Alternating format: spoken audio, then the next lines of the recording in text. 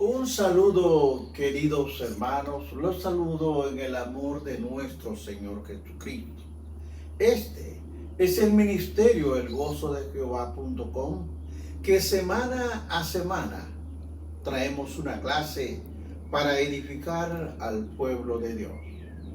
Por favor, no cierre su Biblia, manténgala abierta junto con su libro de notas, porque esta es una clase. Pero antes de empezar, vamos a adorar al Creador.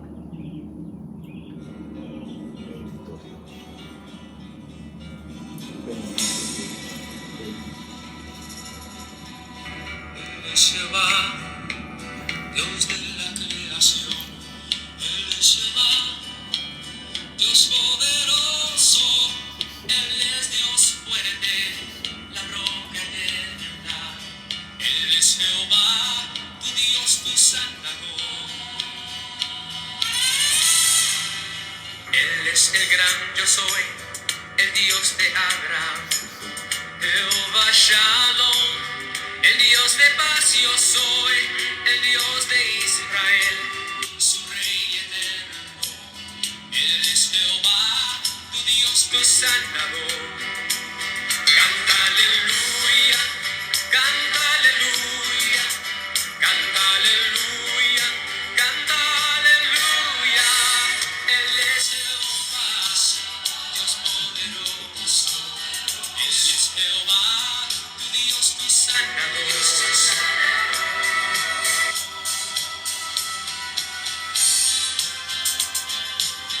Bendito, bendito eres Dios de la gloria. Bien, hermanos, vamos a estudiar Génesis capítulo 2, versículo del 8 en adelante. Recuerden mantener su Biblia abierta. Es un estudio. Génesis capítulo 2, versículo 8 en adelante. Su santa palabra se lee así. Y Jehová Dios plantó un huerto en Edén, al oriente. Puso allí al hombre que había formado. Y Jehová Dios hizo nacer de la tierra todo árbol delicioso a la vista y bueno para comer.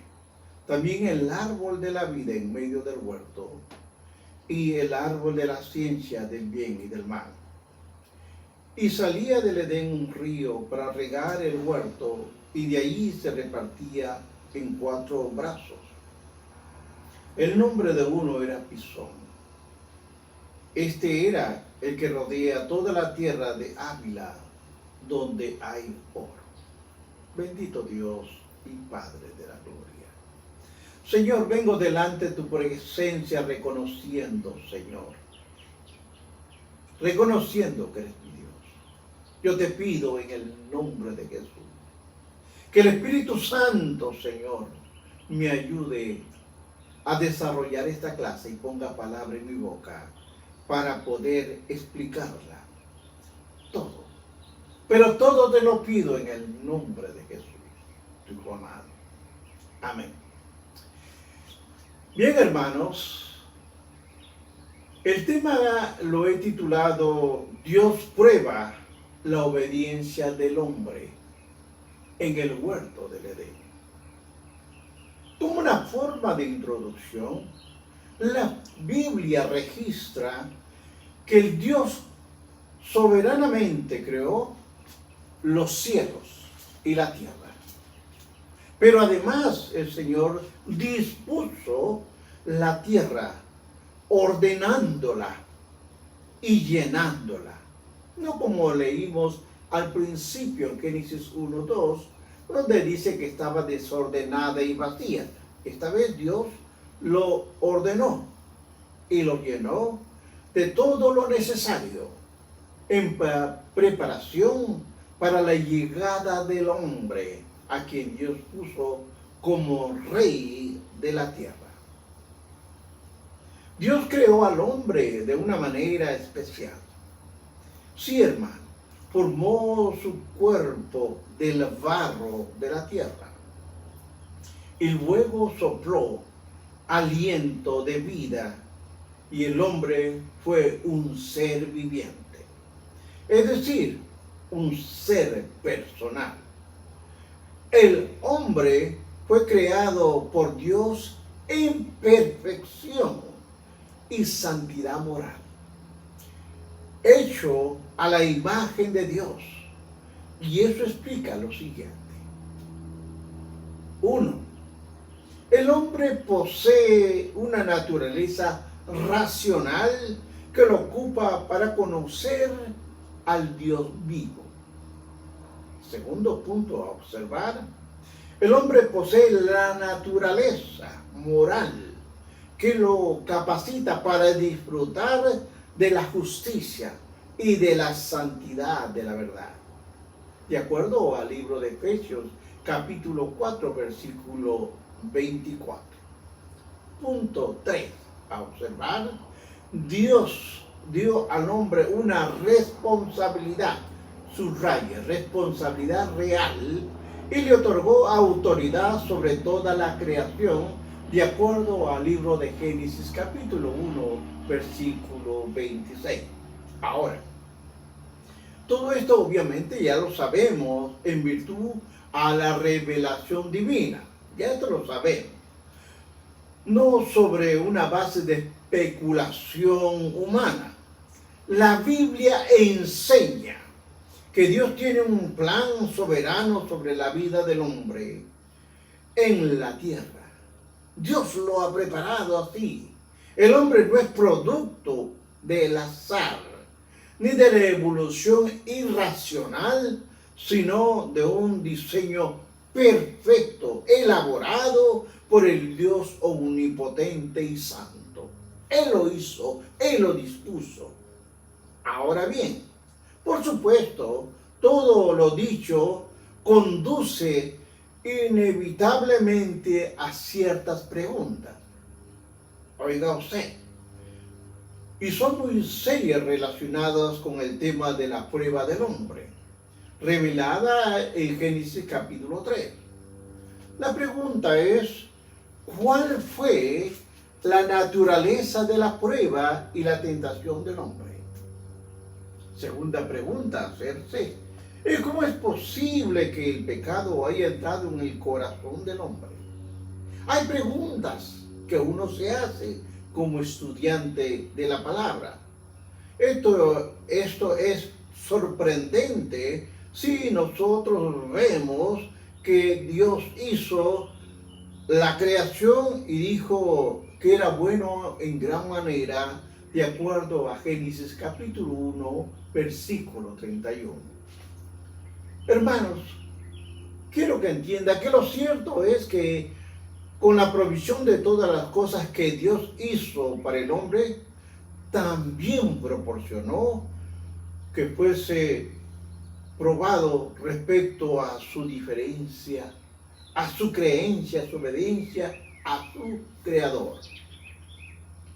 El texto bíblico dice con absoluta sencillez, Génesis 2:8, cuando empezamos a estudiar, y Jehová Dios plantó un huerto en Edén, al oriente, dice la palabra, y puso allí al hombre para que había formado el lugar de la habitación de Adán.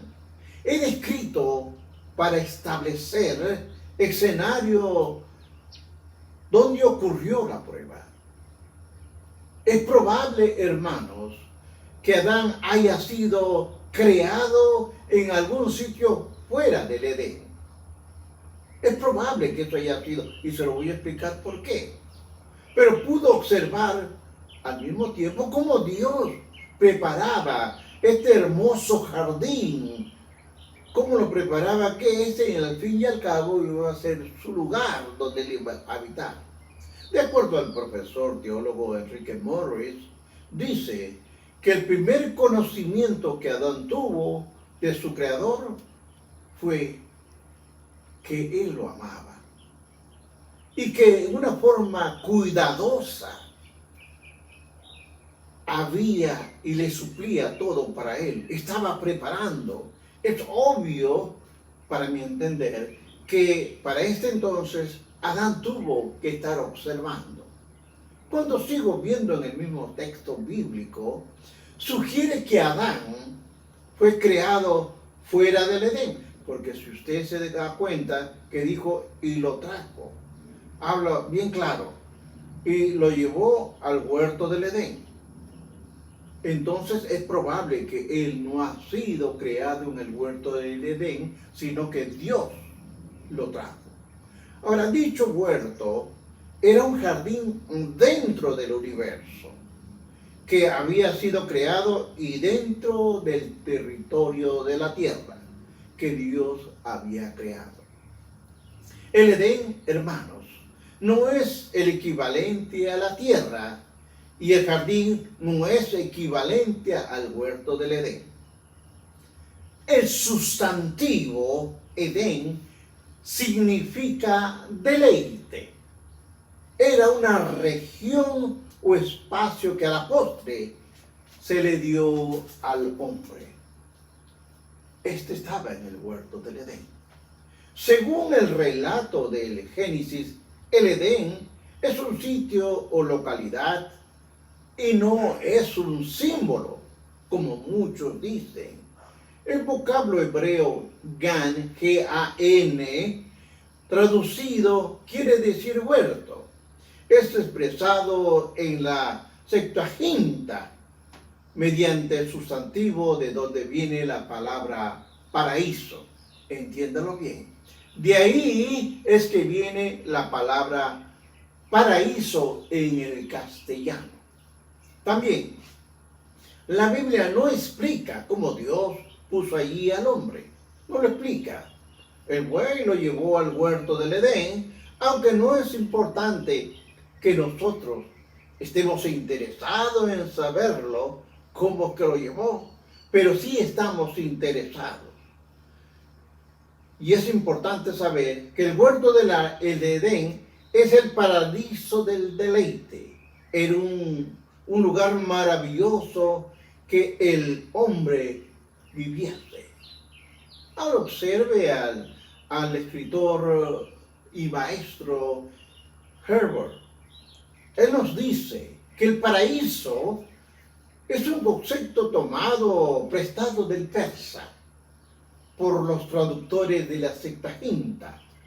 Es apropiada, pero sugiere más bien que es un parque real, un lugar de belleza particular y excelencia que mejor refleja el favor de Dios hacia su criatura principal, Adán. Ahora, también Dios, por su gracia soberana, creó al hombre, lo hizo a su imagen y semejanza. Lo puso como el rey de su creación y lo colocó en un lugar más bello donde había abundancia de todo. Ahora, el soberano Dios proporcionó en abundancia todo lo que el hombre necesitaba para su felicidad y deleite. Cuando vemos el próximo versículo 2:9, describe la preparación del huerto. ¿Cómo lo está haciendo? En donde Dios plantó árboles que eran tan hermosos a la vista como nutritivos para el cuerpo. Aunque no se conocen realmente con detalles, evidentemente los frutos de los árboles del huerto no solo nutrían el cuerpo, no nutrían solamente el cuerpo, sino que también prevenían el envejecimiento. Sin duda, Dios cuida de todos los aspectos de la vida del hombre. Por supuesto, los árboles más importantes en el huerto del Edén eran el árbol de la vida y el árbol de la ciencia del bien y del mal. Sin embargo, es importante señalar algunas cosas respecto al contenido del 2:9. Ponga atención. En primer lugar, hermanos, no hay sugerencia alguna de que se trate de una alegoría o de un simbolismo, sino que el texto sugiere que se trata de algo histórico y real.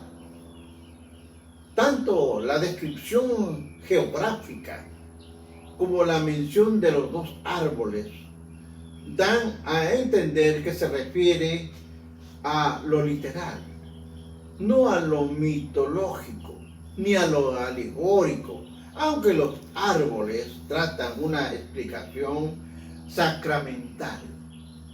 Dios puso el árbol de las ciencias del bien y del mal, el de la vida. Son árboles que son sacramentales. Dios lo puso.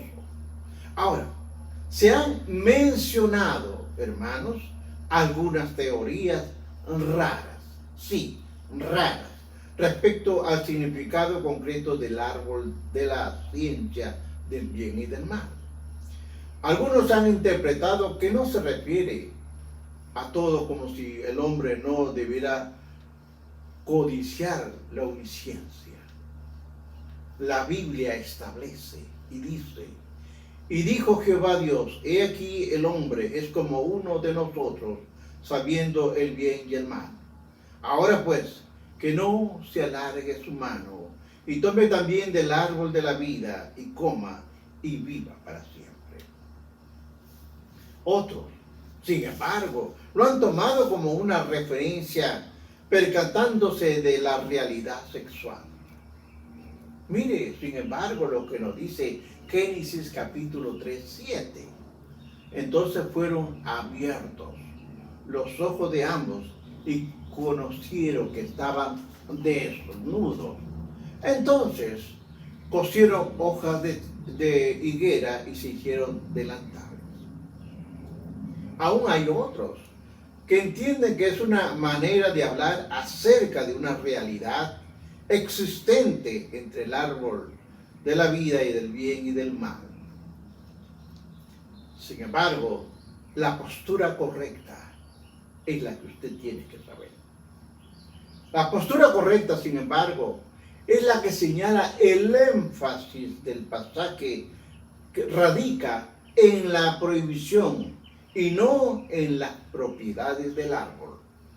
Comer del fruto del árbol estaba prohibido, y eso es lo importante. Dijo Dios, no comas. Eso era lo importante, no comas. En resumen, el acto de comer del fruto del árbol de la ciencia del bien y del mal es un acto de transgresión, entiéndalo, escríbalo, de transgresión y rechazo a Dios. Por otro lado, comer el fruto del árbol de la vida significa sumisión a la voluntad de Dios y comunión íntima con Él. El profesor Gordon hace un comentario y dice: en el huerto, la ley revelada de Dios en la advertencia, no coman de este árbol, porque morirán. Ahora, observemos esto. En el pueblo de Israel, muchas otras leyes eran conocidas, y los que la transgredían caían en maldición divina y se arriesgaban a la muerte, puesto que la ley fue dada por Dios y no por hombre. No podía ser alterada, ni se le podía añadir ni quitar, de acuerdo a Deuteronomio capítulo 4, versículo 2. Por lo tanto,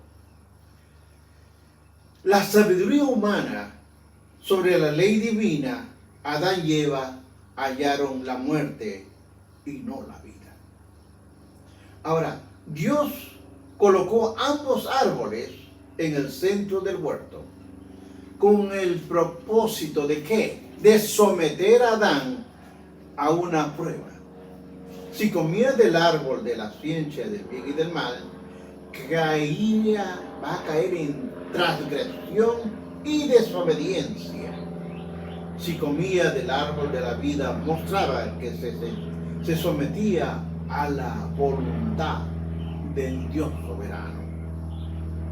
Adán optó por comer del árbol de la ciencia del bien y del mal, y su transgresión trajo desgracia a toda la raza humana. Esto hermano, esa desgracia solo se halla la solución, nada menos que en la expiación de nuestro Señor Jesucristo. Cuando sigo leyendo Génesis 2:10, dice, y salía del Edén un río para regar el huerto, y de ahí se repartía en 4 brazos. Vamos a desarrollarlo, porque como es costumbre yo leo y después desarrollo. Ahora, Dios creó un río para irrigar el huerto del Edén. Evidentemente, hermanos, había suficiente agua en el río para regar y alimentar a toda la vida en el huerto. Al parecer, el río surgía de manantiales subterráneos que poseían suficiente fuerza. ¿Para qué? Para alimentar la vegetación que crecía en el hermoso huerto del Edén. El agua del río, sin duda, habla de la fertilidad. Eso lo hablé en los capítulos anteriores. Algo que solo proviene de Dios. La fertilidad en hombres y en mujeres. Los paganos pensaban que provenía de sus dioses con letra minúscula.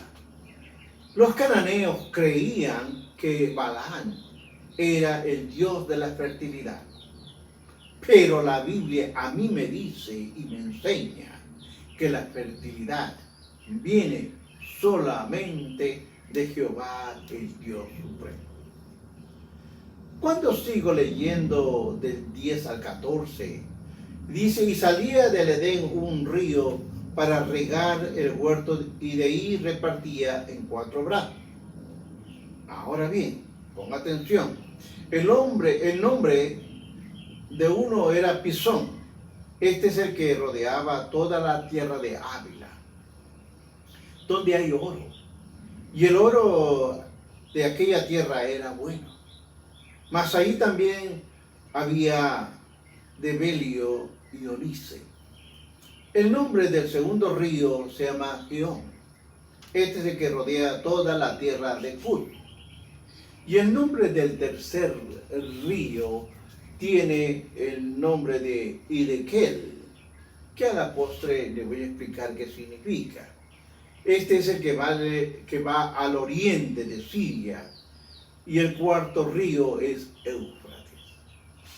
Cuando leo todo esto, sugiere que el río que alimentaba era de grandes dimensiones, pues atravesaba todo el territorio y luego se dividía en 4 brazos, que evidentemente eran también ríos caudalosos, ya que alimentaban a los 2 grandes ríos que tomaba y conocían como el Tigris, antes llamado Hidekel.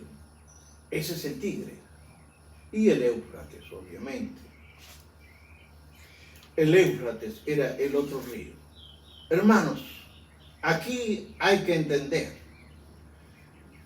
Mucha gente ha hablado de que encontraron el huerto del Edén. Mentira.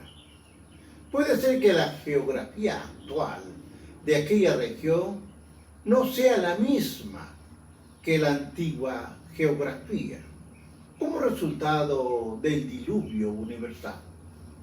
También es probable que hayan ocurrido desastres naturales que cambiaron la geografía de aquella región. Eso no significa que es imposible identificar la presente región del Tigris y el Éufrates como el huerto del Edén. Los ríos antidiluvianos con toda probabilidad fueron destruidas por el diluvio universal. Debe haber sido así. La presente región de Tigris y Éufrates no guarda relación con el escenario descrito en Génesis 2, capítulo 2, versículo 10 al 14.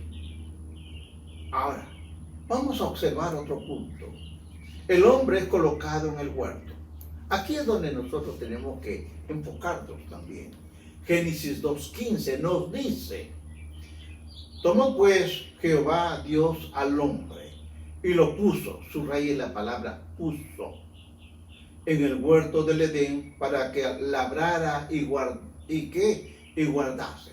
Subraye debajo, labrara y guardara. Ahora, la prueba a la que Adán fue sometido guardaba alguna relación con el huerto del Edén.